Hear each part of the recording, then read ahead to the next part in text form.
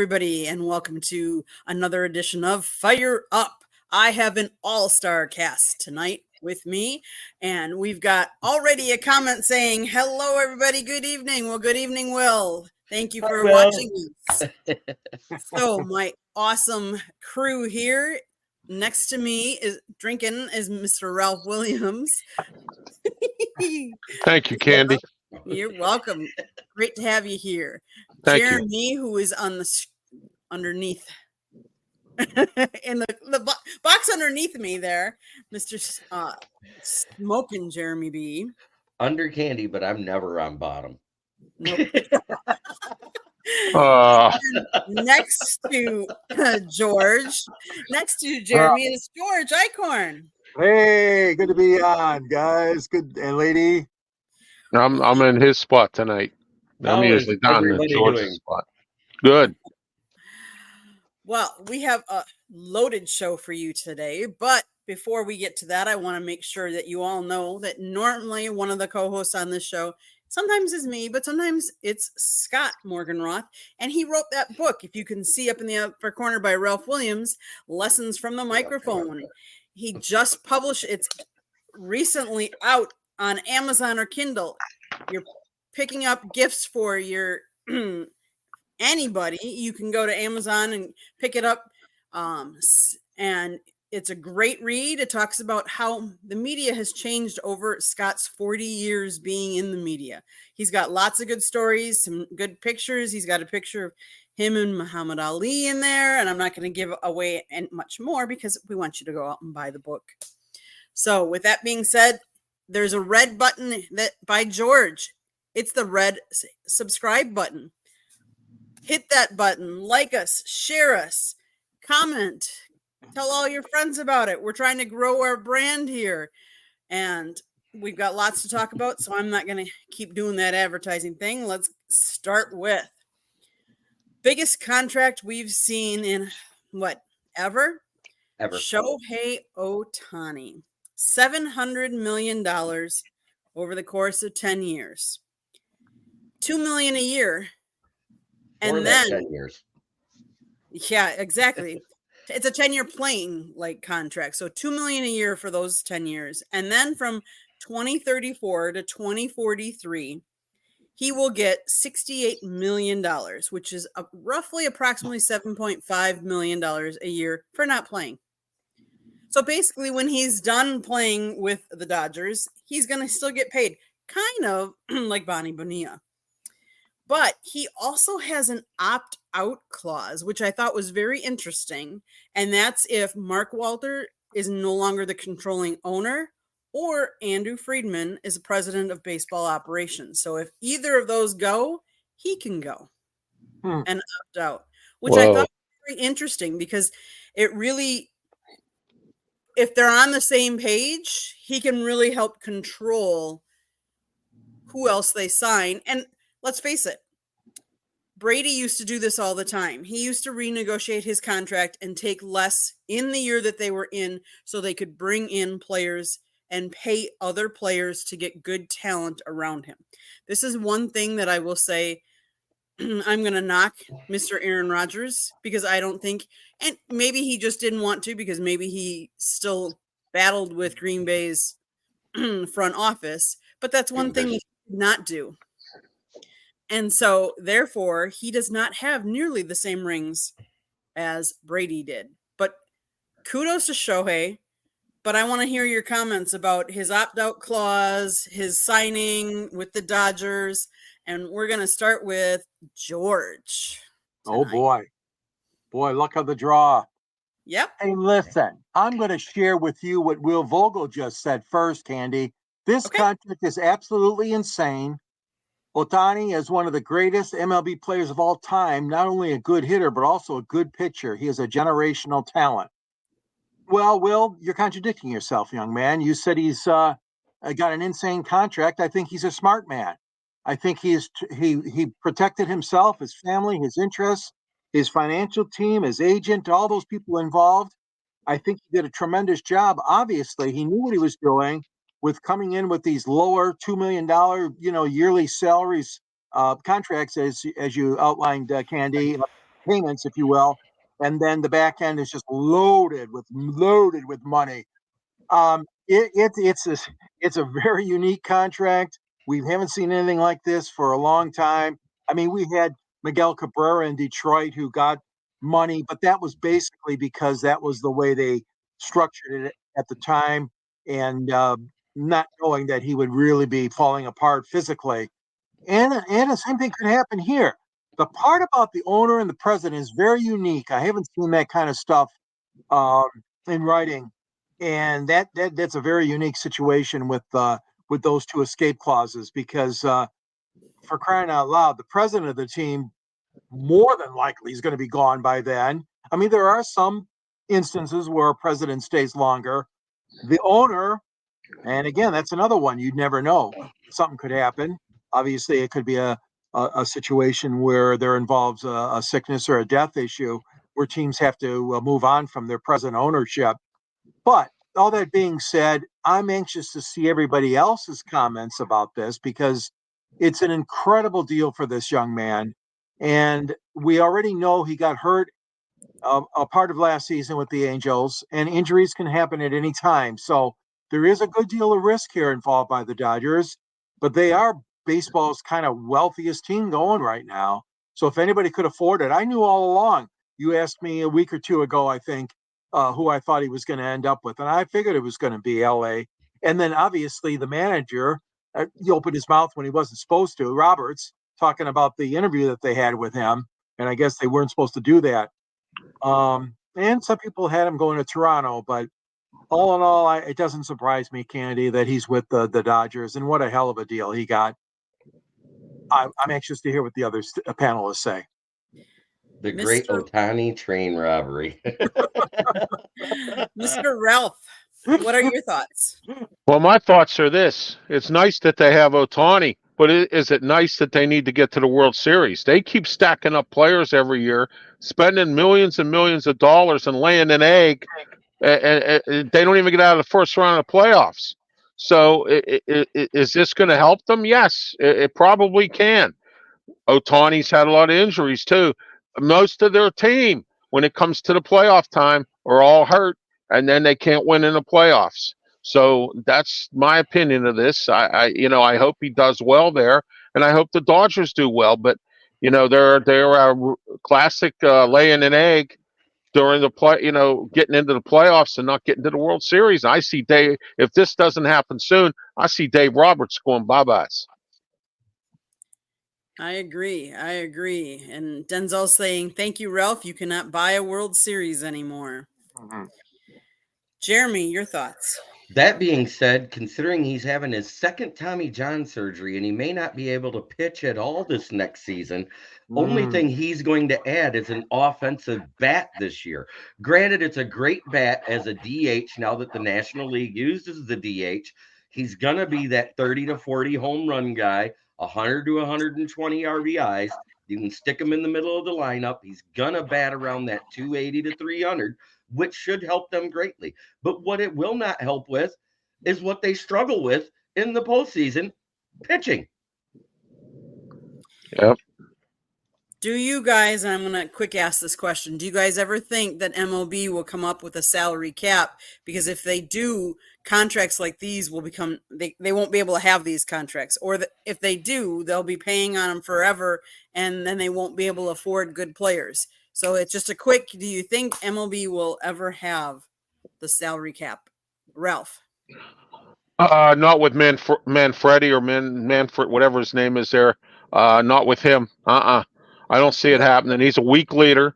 He's only there for money. He's not there for any other reason. He knows nothing about baseball, and he doesn't care. So, I mean, if the major league owners cared a long time ago, they would have already had a salary cap. Okay, they have revenue sharing, which is a joke. Okay, and let me say this: I got a better chance of getting struck by lightning than baseball having a salary cap. George, what do you think? Oh, never say never, Candy. Okay. Manfred's not going to be there forever, but yeah, I agree with Ralph on that point because he's cowardly. I'm sorry. Yes. I think the weakest of the commissioners in pro sports. and I don't see it happening anytime soon. Tony Clark, former Detroit Tiger, he's a hell of a executive director of the Players Association. He's not in favor of it. None of the players are in favor of it. So for the time being, no, but I'll never close the door entirely on it. Well, it would have to be with new leadership running baseball.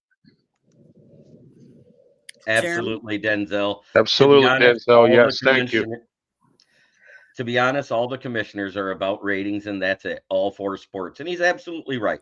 It doesn't matter whether it's hockey, baseball, football, tennis, golf, whatever. They are trying to get as many ratings as they can to get the TV sponsors to fork out money, which can be shared across the board. That being said, if they were going to do a salary cap, it was going to happen right after the strike. When the NFL started going that way, it was going to happen then. And that was back with the previous commissioner, if I remember right, before Manfred got in, right? Yeah, Yes. yeah. That's when it had happened, because that guy was a lot more hard-nosed than Manfred is. He was the guy that, what was his name, Rosenthal? No, Bud Selig. Bud Selig. Bud Selig. Yeah, Bud Selig was more of the hard-nosed guy that would have put it in. And now it's all about ratings, revenue, and the sharing across the board. That's all it is. And as long as the players have the edge over the owners, because they really have no leverage, because the players get more money in their share than the owners do as the whole, not as individuals. Let me rephrase that, because I think baseball is down to 48% to the owners and 52% to the players. And as long as the players union is as strong as it is, there will not be a salary cap in baseball. So these lifetime contracts can continue to happen. I agree. We have a couple quick comments I'm going to throw up. Hey guys, maybe not a salary cap, but I could see possibly a Shohei Ohtani rule to stop the deferral, or at least limit how much of the contract can be deferred. And then we have ratings equals revenue. And like Stone Cold, that's the bottom line. Bottom line. That's right. Yeah, good one. We all forget that we all think this is sports, and we think it's a sport, but actually it's a business. And we sometimes forget the business side of it, whether we might agree with it or not. It is a business, and they make a lot of money. For sure. Yes. Yeah, and that's one of the reasons why a lot of people don't watch sports anymore, because of the money. There's no more competitiveness here, folks. It's all about money, and that's why when I talk to a lot of folks, they say I don't even watch sports anymore. I'm done. Interesting. King SJ, when you get a chance, go over to the South Florida Tribune channel on YouTube and subscribe there, because in the future, we're going to be using a couple of the shows as a place where fans will get a chance to come on and have their say about the sports they want to talk about. Oh, there you go. Yeah. Yes. So speaking of the almighty dollar, Lionel Messi had 6 shirts that he wore during his World Cup last year. They were the highest price sports memorabilia that sold this year. They sold for $7.8 million. Wow. Jeremy, your thoughts? If there are sports memorabilia guys that are willing to pay that kind of money for that type of stuff, guess what? More power to them. I'm glad you got that kind of money to burn. Because honestly, the reason why I get into the sports break memorabilia stuff is because I can get into it at a fraction of the cost and possibly get a better return on investment than buying it at an auction. George, your thoughts? Yeah, it's astronomical. I mean, that is, you talk about forking out a lot of money. I mean, he is the greatest player right now, of course, in soccer. We all know that. He's done a tremendous job since he came down to South Florida. I really think that his value is probably still going to go increase. But that's a little sticker shock for a lot of people in sports. But again, if you're really into that, then it's worth the value to you. I mean, we're still talking about stuff that Babe Ruth signed, or something that some famous player signed way back in the early 40s or 50s, and and that gets a lot of money too, for Major League Baseball. But that is the biggest haul I've ever heard of for soccer jerseys. So, hey, if you got that and that's what you want and that's what makes you happy, I guess go for it. I wouldn't do it, but yeah. Ralph, any thoughts? Athletes like that guy have made World Cup popular. I mean, I remember back in the day, a World Cup was an afterthought, and now it's that guy is selling jerseys like that, then guess what? World Cup is bigger than you think, and it's getting even better now, and more people are watching it, and it's brought up soccer in America here, something big time. I mean, we have a soccer team here called the Riverhounds, and at one point they were a joke, and now all of a sudden they're selling out tickets because everybody's into soccer now, and with the World Cup, it's gotten better and better. So I have a question for the three of you. What is the record for a game-worn item of sports memorabilia? Who wore it and for what? Do you know the answer, and how much? Any guesses? I want to say it's probably a game-worn Super Bowl jersey by Tom Brady. Any other guesses? That would be my guess too. I'd say Ben Roethlisberger. The record. And I'm just taking a guess because I really don't know. I mean, I'm just throwing something out there. The record for a game-worn item of sports memorabilia remains Michael Jordan's 1998 NBA Finals jersey, which sold for $10.1 million. Wow. At auction. Was that at auction, Candy? Yes, it was at Sotheby's in New York last year. Oh, okay. So that was according to the Associated Press. So interesting. Wow. I know. Yeah. See, I stumped all of you guys. That doesn't happen very often. Hey, Okay. well, I'm not that big into sports memorabilia, so it's probably pretty easy to trump me. Yeah. Okay, so let's talk. There's been some rumors. We all know the Patriots are not having the season that, let's face it, Bill Belichick hasn't had the season that he had since Brady left. But there is now talk that he will be out as head coach after this season.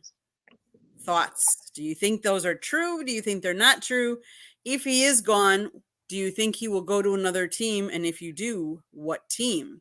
Because remember, he is trying to go for most wins as a coach.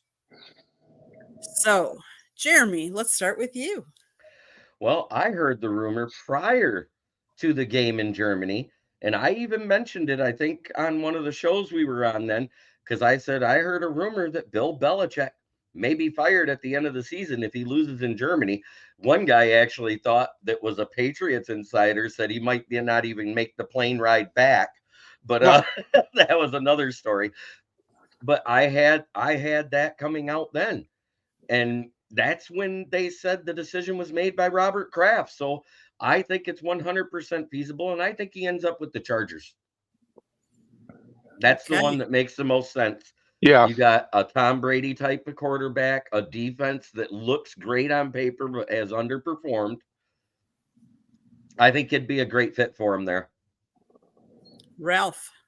My question is, if he does leave and go to another team, would he take his assistants with him? Bill O'Brien? Would he get Josh McDaniel back into the fold? You got Brian Flores up in Minnesota. You got Eric Mangini somewhere. I'm not sure where he is, but and then you got Judge and Matt Patricia. So would he bring all those guys with him? That's going to be the biggest question. I think he probably, and I agree with Jeremy, probably go to another team. LA Chargers looks like it's the best team. So, and he's right about that, but who knows? He might even go to the Jets. I'm hearing stories he might fire Robert Saleh. We'll see what goes on there.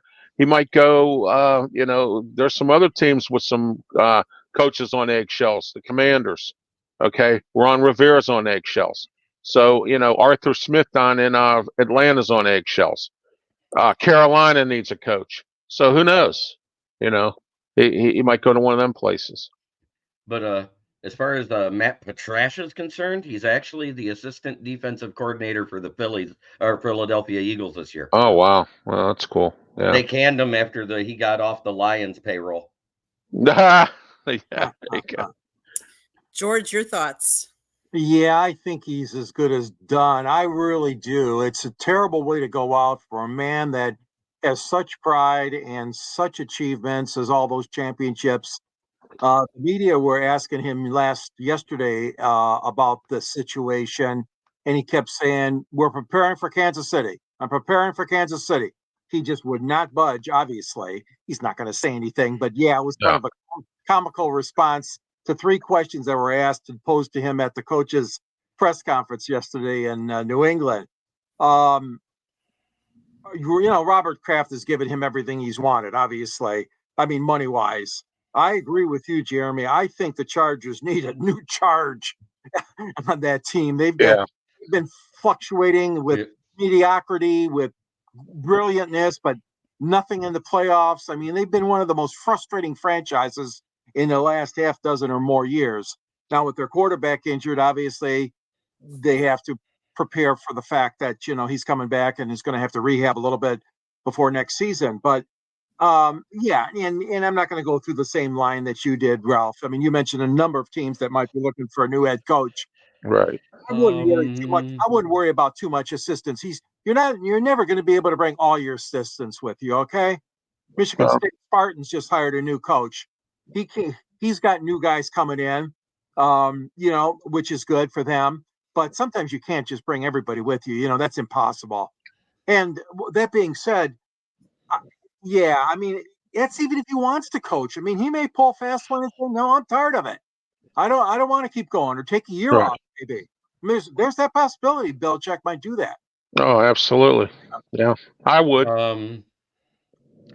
Just an update for you. It's 35-0 Raiders over the Chargers right now. Brandon Staley might be fired tomorrow. Yeah. Holy smokes. Oh my goodness.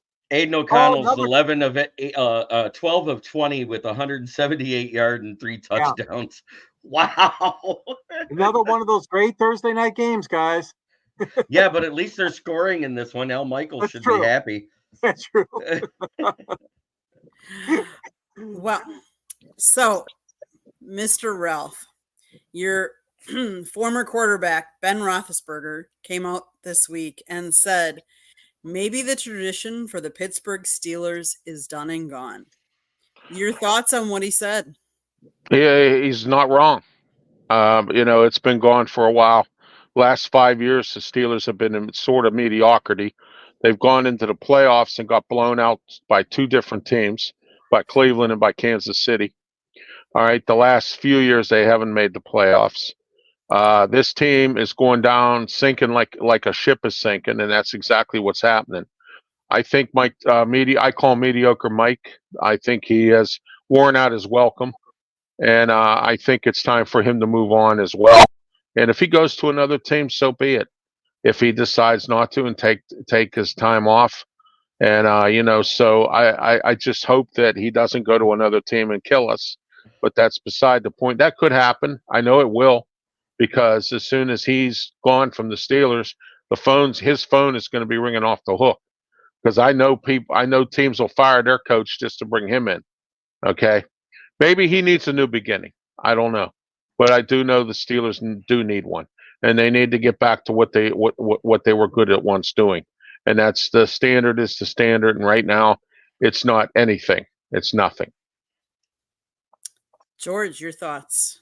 Yeah, I mean, he was on his podcast, when he mentioned this, Candy, and I'm telling you, if anybody's got a good pulse on what's the situation like in that team, obviously Ben does, having been there for so many years. And you take a look at their upcoming schedule, and it doesn't look good. They get Seattle's in there. The only softie for them would be the Seattle game. But I agree with you, Ralph. I don't think they're going to make the playoffs. I think that they are going to fall short, and major changes are going to be needed. I mean, the aura of the Rooney family and the magic that they had over the franchise for so many decades is just a tremendous act of prestige, obviously, for Pittsburgh and the fans there. And right now, it couldn't be further from their grasp right now because things are not going well. I would have to say that, yeah, I think they should move on and get a new coach. But who that's going to be, we don't know. But yeah, Right. even if they make the playoffs, like you said, Ralph, they're probably going to get knocked out in the wild card round anyway. So Yes. if they can even make it, but they have a tough schedule and they've lost 3 out of their last 4. Come on, they're not playing well at all. No. Jeremy, your thoughts? Ben does have the pulse of the team on their right, but at the same time, I believe Ben played 3 years too long for the Steelers, and they waited too long to start their rebuild to begin with, and they didn't have enough influx of young, good offensive linemen to replace the guys that were aging and starting to get hurt on both sides, the D line and the O line. And that is why you're seeing their trouble in the trenches now. We're used to seeing the steel curtain type of defense that we've always seen out of Pittsburgh for decades now. When's the last time you heard of a mediocre defense being with the Steelers? Last year, it was a mediocre offense and a good defense still. This year, it's mediocre on both sides of the ball. And you can't have that be a winning combination. Somehow they have a winning record. Don't ask me because I don't see how they did it. Well, I want to say this, Jeremy. The last time this team was this bad or mediocre was Chuck Noll's final years. All right, it was bad. His final years around 1990, going into 92 when he stepped away, and then they hired Bill Cowher. Okay, that was the last time this team went this far down. All right, and it was starting to get bad, and they told Chuck Noll, you got to step down. He stepped away. Yeah, he had enough. So and didn't want anything to do with football. Bill Cowher, he took the team. He to one Super Bowl, was in a lot of AFC Championship games. Yeah, he did a lot, and there we are. Bowls, and they lost one to Dallas. Yeah. Right, and then they won the one against Seattle, and then a year later he had to step down because his wife was sick. But that wasn't the only reason why. He was having issues with Art Rooney II, and Art was running the team at the time, and he wanted a new coach. So there you go.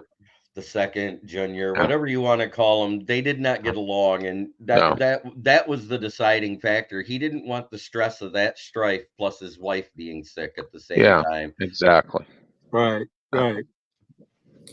Okay, guys, what is either your game of the week that you're most looking forward to, or your team's game, depending on what it is, and tell me kind of what you think is going to the outcome's going to be. So let's start with George. Well, Jeremy and I are going to fight for this one, I guess. But Detroit and Denver. I mean, it's been pushed to prime time, 8:15 p.m. Saturday night at Ford Field. Part of a triple header, folks. By the way, if you don't know that, there's 3 games on this Saturday on the NFL slate. And the Lions obviously need a quick rebound. Obviously, what happened with Chicago last week, the Bears, was a disaster. It was bringing up shades of past Lions teams. Well, we don't want to go down that road. But the fact of the matter is, the last 4 or 5 games, the team has not looked as sharp as it did, obviously, at the beginning of the season when the euphoria was all Lions all the way. That being said, I firmly do expect the Lions to bounce back on this one. It's going to be a close game again. Denver's been playing very, very well, as we know. And Russell Wilson, and they are obviously, the thing is, you got to play a stronger defense. And we know this. Jeremy's talked about this a lot. Aaron Glenn's defense just has not lived up to any kind of expectation, especially the last several weeks. So Detroit's got to get back to that grinding defense. They got to put more pressure from the defensive line. Obviously, the backfield's got to do a better job too of pass protection. And I really think that the Lions are going to win, but it's going to be a close one again. I'll say they're going to win by about 7.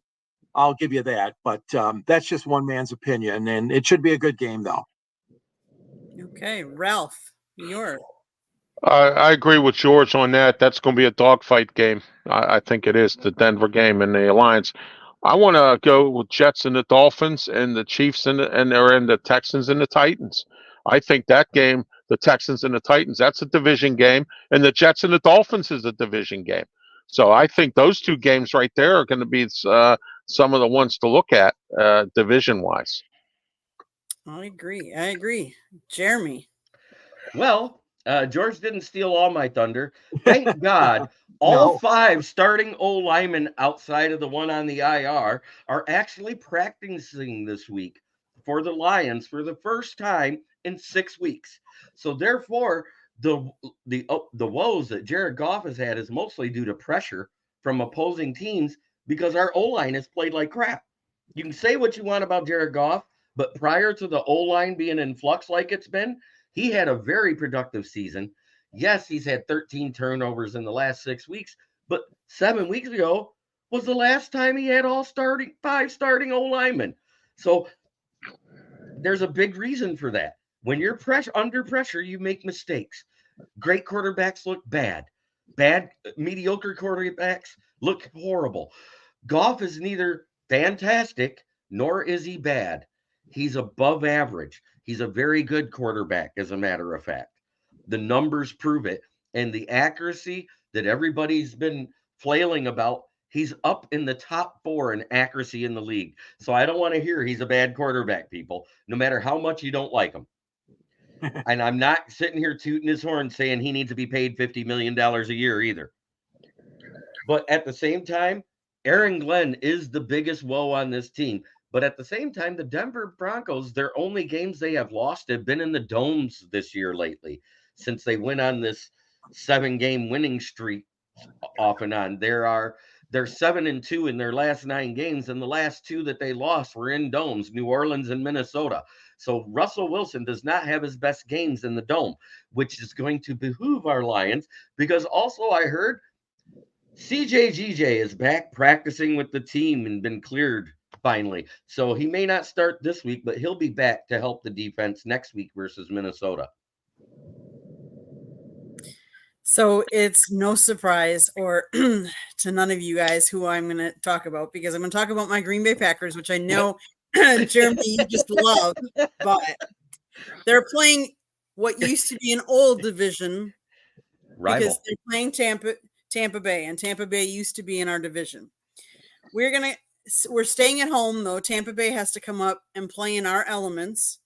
Now, the one thing I will say, we have been playing like I thought we would this year, very inconsistent with a young, inconsistent offense. Obviously, Jordan Love, but if you look at, and I like looking at Baker Mayfield's numbers compared to Jordan Love's numbers. So Baker Mayfield is 274 for 438 for 2,934 yards with a quarterback rating of 89.7. Jordan Love is 275 yards on 447 for 3,084 yards with a quarterback rating of 89. So they're both playing about the same.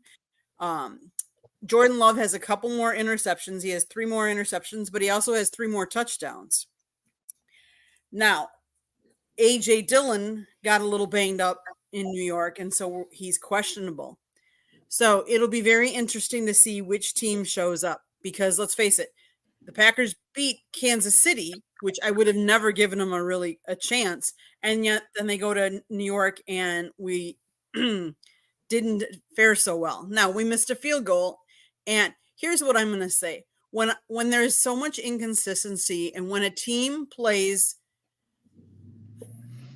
and I don't want to talk bad about the Giants, but when you play down to a team because you're not playing at the same level that you thought you'd play for Kansas City, that's on the coach. Oh, I absolutely. think strictly on the coach. That is Matt LaFleur not getting everybody up to and playing the same caliber. What's my nickname for LaFleur again? Oh yeah, Matt LaFraud. Matt LaFraud. I like that. I'm sorry. I had to. No, you're fine. You're fine. So I think it'll be an interesting game. I think it could be a good game. But again, there's a reason why we play these games, because you just never know. Yes. Face it, I would have never given Detroit. I would have never thought they would have lost to the Bears. Oh, And they, oh, and not even. I'm glad I don't bet. I'm glad I don't bet. The one thing I want to point out is the disparity between the defenses. Your defense is very good in the passing game, but guess what? Tampa Bay's right there with you. And at the same time, Tampa Bay is better versus the run, and that's going to be the difference in this game. I think it's going to be a low-scoring, not as high a scoring game as we're used to seeing, and you may see like a 4-point swing between the winner and loser. And unfortunately, I'm not doing this because I hate Green Bay, but I see Tampa Bay might be able to pull this out because they've already won some games versus the NFC North this year.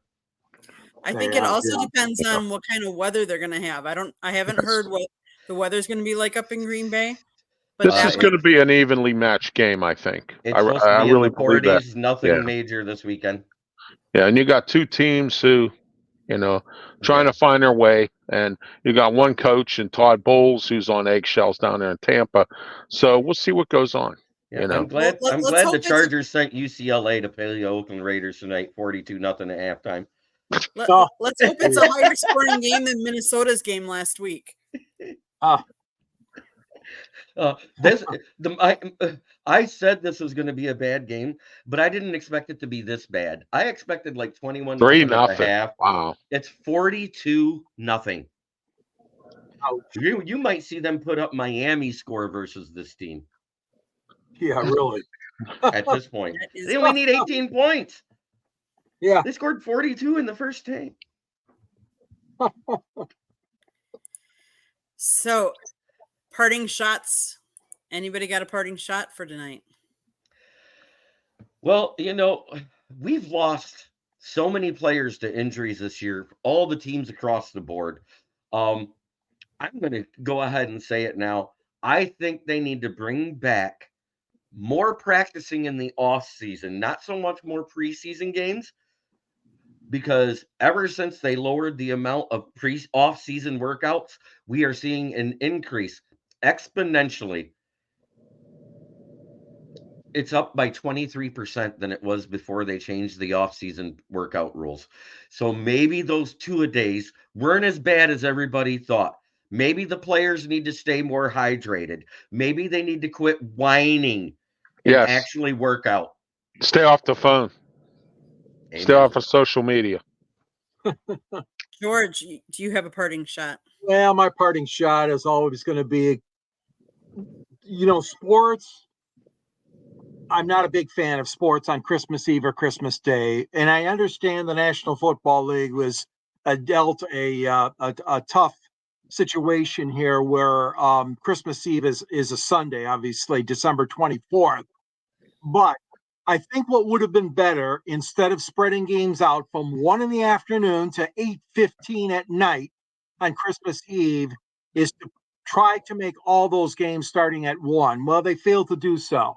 So folks that want to see Santa Claus that live in Tampa, Chicago, Miami, and Denver, good luck, because you're going to be at that stadium for a long time going into the night. And I just think that, the NBA has been the Grinch who stole Christmas for years. They've stolen it. But now the NFL is doing it too, because on Monday, December 25th, there are 3 more games hosted by Kansas City, Philadelphia, and San Francisco, one apiece on CBS, Fox, and ABC. I'll tell you what, I'm a sports fan, but I'm not going to be watching games that day, but to each his own. But that's my 2 cents, and I wanted to share it with all of you. Happy holidays, one and all. May I make a comment on that, George? You know what they could have done was took 2 of the games from that Monday and all the afternoon and evening games and played them all day Saturday.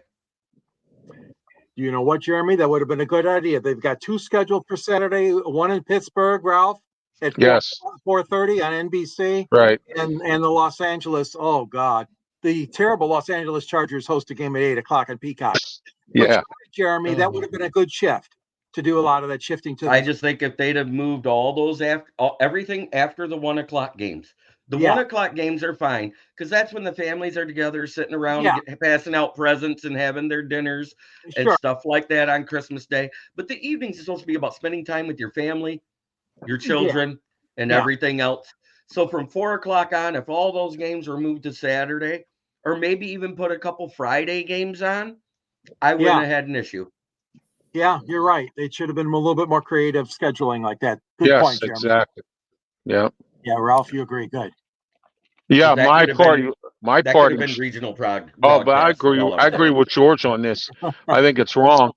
But my parting shot is I'm going to take off from what George said, but the opposite. College football bowl games cease for Christmas Eve and Christmas Day, and they have them on the 23rd, and then after that they don't to the 26th. As bad as college football is right now, at least they had that kind of common sense, like George is saying, to at least have no bowl games on Christmas Eve or Christmas Day. So that's my parting shot. Denzel Snipes asked a good parting shot question here. He does. He does. So let's do his question for the panel. Start up around you guys. I want to go last. Panel, turkey or ham on Christmas? Always was ham in ham. We always went. So we would really go over the river and through the woods to grandmother's house. She lived on a 110-acre farm growing up. Wow. And we would always go up to her house, and we would always have ham on Christmas. Turkey on Thanksgiving, but ham on Christmas. Ham on Christmas, yes. Same here. And the same with us. The same with us. It was ham on Christmas and ham on Easter. And like you said, turkey on Thanksgiving. Yeah, Christmas Eve. I'm half Italian and half Irish, but mostly my Italian side of my family. My dad was the last of the Irish. He passed away in June of this year. So, and I never really did much with the Irish end of it, but I was mostly Italian. We have sausages, pizza, and stuff like fish, stuff like that on New Year's Eve or Christmas Eve and New Year's Eve and stuff like that. Then the next day we have ham. New Year's Day we have sort of similar situations. So, What I'm about going to be you, the odd Jeremy? man. I'm going to be the odd man out on everything. And no, I'm not saying turkey. I'm saying a standing rib roast with the au jus. There you go. That's different. That's my perfect Christmas dinner. That's different. I know people. I know people that grill steaks on Thanksgiving. Carrots and candied yams. Oh, yeah. So my parting shot has to go to the NBA. So Giannis Antetokounmpo shot 64 points in the game previous against Philly. He wanted the game ball. So after the game, he went to go get it because let's face it, that was the highest point total any Buck has had in history. He had an awesome game. So he went to go get the game ball, but they didn't want to give him the game ball because they gave the game ball to a rookie on the Philly side who had made his first NBA basket. So my question to you is, let's face it, they don't play with just one ball. There's got to be multiple balls. Why can't they give the balls to the different people? Let's face it, that's going to be a sports memorabilia for someone down the road someplace.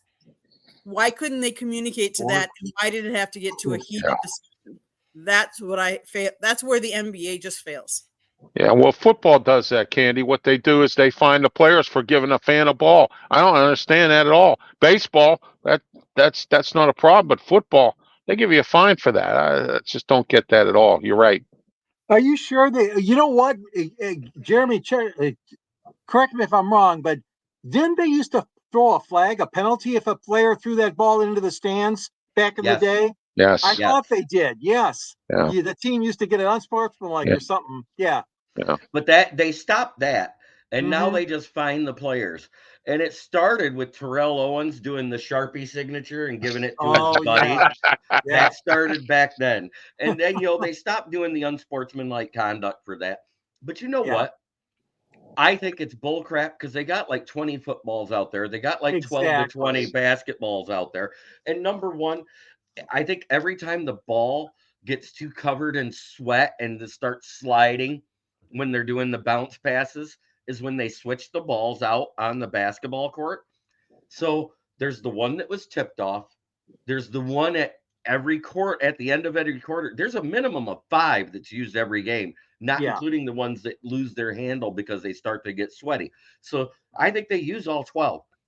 Why didn't they just figure out the one that was tipped off, give that to Giannis, and give the other one that ended the game to the kid that scored his first basket?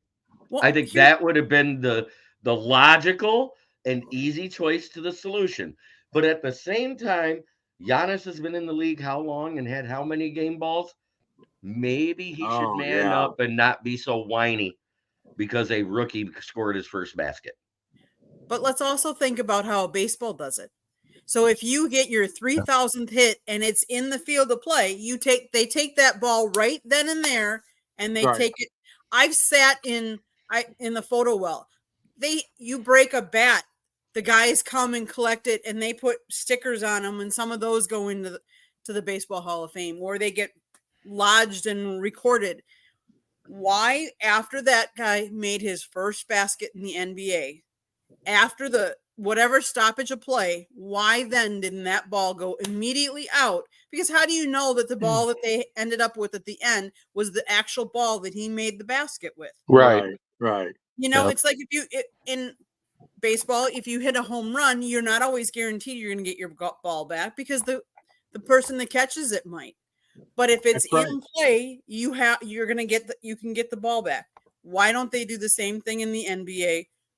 So the guy that scores his first touchdown, he's going to try and save that football, but he has his hands on the football. Why can't they do the same for the other sports? Good point. I agree with you. So with that, let's go around the horn and let everybody talk about how they can get a hold of you. So Ralph, how can people find you?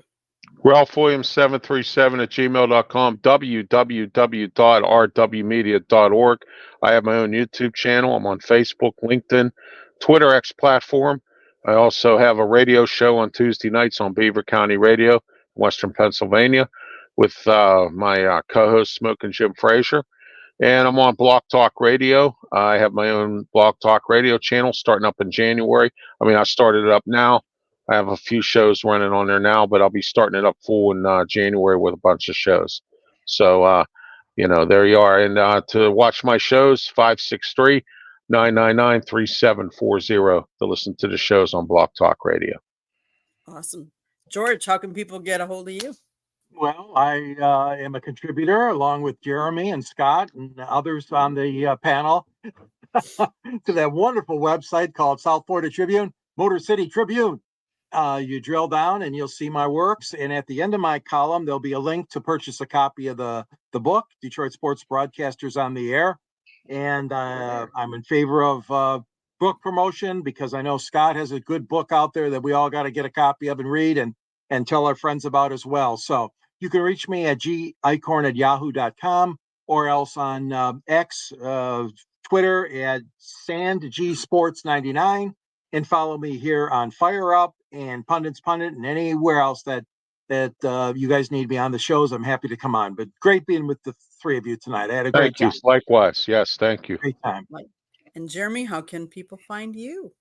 Well, just like that guy, I can be found on the Motor City Tribune under the southfloridatribune.com heading there. You can also find me right here on Fire Up or on Inside the Pigskin on the South Florida Tribune channel. And you can always go over to my YouTube channel for more Lions and NFL content, which is Kneecap Biting with the Motor City Lions, where I, Smoke, and Jeremy B do a lot of talking about football with all sorts of people. You never know who's going to be a guest because I invite fans of other teams as well as Lions fans and other podcasters. And then you can find me at Smoke and Jeremy on X or Twitter. I prefer Twitter because when I first saw it switch to X, I thought somebody put a Pornhub app on my phone. Everybody thinks that's what kind of site it is, too. Yeah. I know. Well, it's getting close. I can tell you that. Oh, but anyways. Yeah. Well, guys. And you can also find me, Smoking Jeremy B, on Instagram. Okay. Awesome. Okay, so our laundry list. First and foremost, Scott wrote a book, Lessons from the Microphone. He's the reason we are all here tonight. Way over there. Yes. He got all of us together. He's the one that developed South Florida, came up with the idea for southfloridatribune.com. He's the one that came up with the YouTube channel. He's the reason why we are all talking and providing the good content that we do. So go out and get his book. It's available on Kindle or Amazon, Lessons from the Microphone. There's a red subscribe button. Jeremy, you're laughing here. I just looked and the quarter just started, and they're already on the LA Clippers 18. LA Chargers 18. They're about ready to, you might as well say it's the Clippers. They're about as effective as they were in the 90s. But anyways, they might score again here shortly. It's a travesty. Oh my God. So Jeremy and George both write for southfloridatribune.com. Well, you can go to that website and you can see some of the pictures that I've taken on the field. Let's see, in the rink, on the floor. So I've taken basketball, I've taken baseball, I've taken hockey, I've taken football. And I'm trying to think if there's, I think those are the main sports. Oh, I've taken soccer, and I've also taken auto racing too. So you can find all kinds of pictures there that I've taken. You can find Scott's writing. You can find, we get transcripts from Dolphins, Jaguars, Lions. So if you ever want any of those, go to southfloridatribune.com. We get great writings from obviously George and Jeremy and Scott. We get also some from some of the local colleges down here in South Florida. So USF, FAU, if you want to follow like the men's basketball team, or the Hurricanes, the football team. So we didn't even talk tonight that Tyler Van Dyke entered the transfer portal, and he is now going to Wisconsin. And Wisconsin got another transfer today, LSU's tight end. So we're making a splash. So Luke Fickle stacking it up. Nothing wrong with that. Can I quote Robin Williams? Go ahead. Is he trying to be a wide receiver?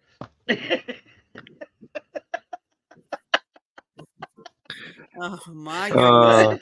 Okay. So, Leave but it if to you me. want to be a guest or a panelist on any of these shows, please make sure you're commenting or email us at southfloridatribune@gmail.com. We'd love to hear from you if you have ideas, suggestions.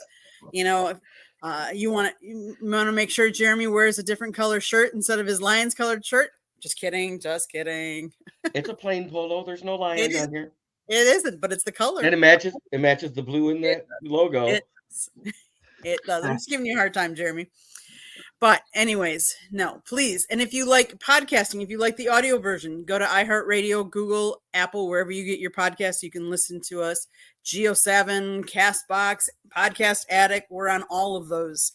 But that red subscribe button, hit it, like us, share us, because we're trying, we're all trying to make a little bit of money, and we're trying to get more subscribers and get the word out.